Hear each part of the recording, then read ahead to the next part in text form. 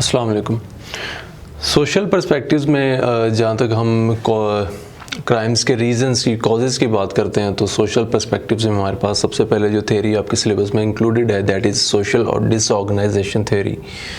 This theory was given by 3 to 4 people और इस theory का जो मेन प्रेमिस है वो ये है कि the criminals they are not born criminals, rather they are made into criminals and they are driven by the conditions of their social environment। उनमें कोई बायोलॉजिकल या साइकोलॉजिकल मसला नहीं होता, बल्कि जो सोशल कंडीशंस जिसमें वो रहते हैं, जो उनका एनवायरनमेंट है, वो उन्हें क्राइम करने पे मजबूर करता है, जो उन्हें क्राइम की तरफ लेके जाता है। और उनका सेकंड जो उनकी सजेशन है वो ये है कि by changing that environment people can be rehabilitated और transformed into law abiding citizens. जो उनकी अगर कंडीशंस को चेंज किया जाए जिसमें वो रह रहे हैं तो उससे हो सकता है कि हम उनको we can take them away from life of criminality towards a life of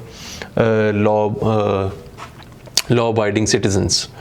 तो इसमें starting from Robert Park and human उसके जो ह्यूमन इकोलॉजी की थ्योरी थी, ये बेसिकली आपकी अंडरस्टैंडिंग के लिए मैं आपको बता देता हूँ, अदरवाइज़ ये एग्ज़ाम पॉइंट ऑफ व्यू से आपके सिलेबस इस टॉपिक के पॉइंट ऑफ व्यू से इतना इम्पॉर्टेंट नहीं है।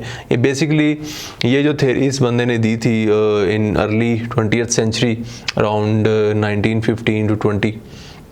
ही belong to the Chicago university और उसने ये थ्योरी दी थी सिम्बायोसिस की और इन्वेजन, डोमिनेशन एंड सक्सेशन की। इसने basically he derived this theory from biology, जो इसने एक प्लांट लाइफ और ह्यूमन लाइफ का जो पैरेलल ड्रॉ किया था कि how organisms actually interact with each other. जो सिम्बायोसिस है, जो बायो जिन्होंने पढ़ी हुई है, दे वुड अंडरस्टैंड दिस के एक जो ऑर्गेनिक यूनिटी होती है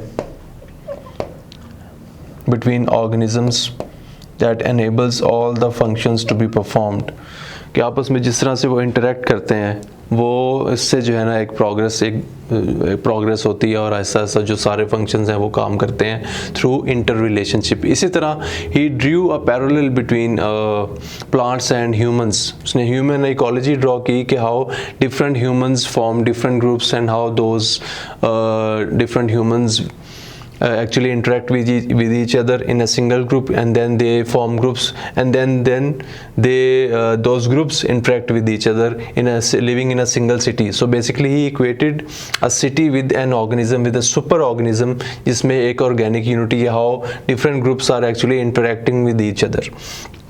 उसमें जिस तरह प्लांट्स को देखते हैं कि डिफरेंट प्लांट्स ग्रुप्स जो हैं वो आहिस्ता आहिस्ता एक प्लांट के ग्रुप को वो इन्वेड कर लेता है, ठीक है, उसको डोमिनेट कर लेगा, उसको सक्सीड करेगा।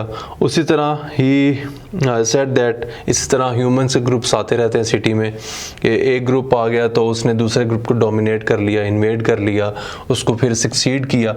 तो इस तरह इनकी जो फ्रिक्शन है, इनकी जो इंटरेक्शन है, इंटर रिलेशनशिप है, that is how the matters of the city are run.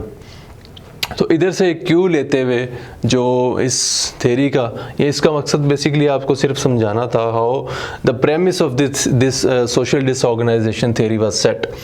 असल जो चीज़ है वो यहाँ से स्टार्ट होती है अर्नेस्ट बर्जेस से, जिसने 1925 में कंसेंट्रिक थ्योरी दी थी कि जो एक सिटी में डिफरेंट किस्म के ग्रुप्स रह रहे होते हैं। उसने he basically divided the city into 5 zones. उसमें फर्स्ट जोन जो है, जो मेन जोन है, that is central business district, that is in the centre of the city, that is A. अब ये जो सेंट्रल बिजनेस डिस्ट्रिक्ट है, सारे जो डिफरेंट क्लासेस हैं और डिफरेंट ग्रुप्स हैं वो यहाँ से जो है ना फैन आउट होते हैं। इसके बाद जो मेन एरिया ऑफ इंटरेस्ट है इस थ्योरी में, इस कंसेंट्रिक थ्योरी में, जो इस थ्योरी का भी जो सोशल डिसऑर्गेनाइजेशन जिसमें सबसे ज़्यादा है, that is B. B is refer to as the zone of transition. B वो एरिया है जो एक मेन जो सेंट्रल बिजनेस डिस्ट्रिक्ट है, जहाँ पे सिटी के most of the functions and most of the operations are run. उसके जो इमीडिएटली जो साथ उसके डिस्ट्रिक्ट लिखती है, that is zone of transition, जहाँ पे मोस्टली लोग दूसरे सिटी से आए होंगे माइग्रेशन करके, या उस सिटी के होंगे, या वो उनमें कोई कोई होमोजेनाइटी नहीं होगी, हिट्रोजेनाइटी होगी. That would be the least desirable area in the whole city to live in. That is the most impoverished and poor area in the whole city. तो इसमें जो इसके जो 3 कैरेक्टरिस्टिक्स हैं, दैट इज़ जो heterogeneity, low income and least desirable housing. इसमें जो है ना वो सारे जो आपके ये जो 3-4 फर्दर एरियाज़ हैं वो यहीं से स्टार्ट होंगे, यहीं से आगे से वो प्रोग्रेस कर करके आगे मूव करते जाएंगे. उसके बाद जो third area that is residential, that is lower class area. अगर आपने जोन ऑफ ट्रांजिशन से आपने थोड़ी सी प्रोग्रेस की है, थोड़ा सा पैसा और कमाया, थोड़ा सा अपना स्टैंडर्ड ऑफ लिविंग और आपका बढ़ गया है, तो you will move into the residential zone that is mostly dominated by lower class. वहाँ से थोड़ा सा आपने और प्रोग्रेस किया, थोड़ा सा और अपने स्टैंडर्ड ऑफ लिविंग को इम्प्रूव किया, तो you will move into the white collar zone that is the middle class. Mostly white collar workers इसमें होते हैं. जो last area that is the most richest part of the city that is commuters zone which is dominated by the upper class. लेकिन इसमें जो main interest था Ernest Burgess का, that was the zone of transition, जिसमें सबसे ज़्यादा जो है ना वो क्राइम होगा, क्योंकि ये लीस्ट डिज़ायरेबल हाउसिंग है. यहाँ पे डिफरेंट किस्म के लोग हैं, डिफरेंट एथनिसिटीज़ के लोग हैं, डिफरेंट क्लासेस के लोग होंगे, डिफरेंट एजेस के लोग होंगे. जो यहाँ पे यूथ, जो यहाँ पे बच्चे बढ़ रहे होंगे वो क्रिमिनल माइंडसेट के होंगे. ठीक है, तो यहाँ पे जो है ना क्राइम वो it would be concentrated. That was the whole premise of this concentric theory. अब इसको मज़ीद जो है ये शिकागो यूनिवर्सिटी में इन्होंने ये जो एक सिटी का एक सोशल मैप दिया था, यहाँ से इन्होंने जो मज़ीद आगे रिसर्चर आए दैट इज़ शॉ एंड मैके, उन्होंने मज़ीद इस चीज़ पे रिसर्च की and they came up with the social disorganisation theory. फिर ये जो जोन ऑफ ट्रांजिशन है that was basically socially disorganised, जहाँ पे क्राइम इज़ कॉन्सेंट्रेटेड. तो वो क्या कहते हैं उनको भी थोड़ा सा देख लेते हैं. तो उसके बाद शिकागो स्कूल, जिसको हम मेनली ये सारे अर्नेस्ट बर्जेस, रॉबर्ट पार्क, और उसके बाद Clifford Shaw and Henry McKay who are credited with actually coming up with this theory.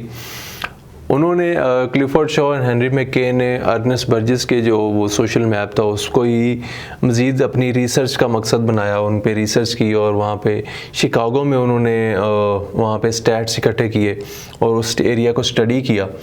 तो they found that Ernest Burgess की जो कंसेंट्रिक थ्योरी है दैट वाज 90% राइट. उसमें उन्होंने 3 जो है ना अपनी मेन उसमें फाइंडिंग्स अपनी फाइनलाइज की and they came up with this findings के जो ऑफेंडिंग बिहेवियर है that was inversely related to affluence of area and distance from the central business district. कि जो एरिया की एफ्लुएंस है, आज हम जो आइडिया है हमारा कि जो पॉवर्टी है that is the main cause of crime in any society, ये इससे पहले जो है ना इस तरह से रिकग्नाइज नहीं था. These are the first people who actually came up with this idea कि जो जितना एरिया, जो भी एरिया है वो जितना एफ्लुएंट होगा, जितना रिच होगा, वेल्दी होगा, मोर डेवलप्ड होगा, उसमें उतना क्राइम कम होगा, और जितना उसके ऑपोजिट होगा, जितना वो पुअर होगा, वहाँ पे फैसिलिटीज़ नहीं होंगी, वहाँ पे हेट्रोजेनाइटी होगी, मोबिलिटी जो रेजिडेंशियल मोबिलिटी है वो बहुत कम होगी, तो उतना ही वहाँ पे ऑफेंडिंग बिहेवियर जो है वो परवान चढ़ेगा. ये सबसे पहले इन्होंने ये आइडिया प्रोपाउंड किया था. फिर दूसरी चीज़ ये कि जो सेंट्रल बिजनेस डिस्ट्रिक्ट है जहाँ पे सिटी के most of the operations are perform, वहाँ पे गवर्नमेंट ऑफिस भी हैं, वहाँ पे मार्केट्स भी हैं, जो सबसे बिजी एरिया है सिटी का, उसका जो डिस्टेंस है उससे आपका कितना डिस्टेंस है, ये भी एक चीज़ जो है वो मैटर करती है आपके वेदर और not you will indulge in offending behaviour. So that was the main premise of their social disorganization theory. Secondly, they propounded that the crime rate remains persistent in the zone of transition even when some move to greener pastures, कि वो जो zone of transition है वो basically persistently transition में है, वहाँ पे लोग आ रहे हैं, migration हो रही है, वहाँ से आ रहे हैं, जा रहे हैं उधर greener pasture की तरफ, थोड़ा सा अपना standard of living improve करके वो अगले एरिया में चले जाएंगे, that is the lower class residential area, फिर उससे अगले में चले जाएंगे, मज़ीद improve करके फिर उससे अगले में चले जाएंगे।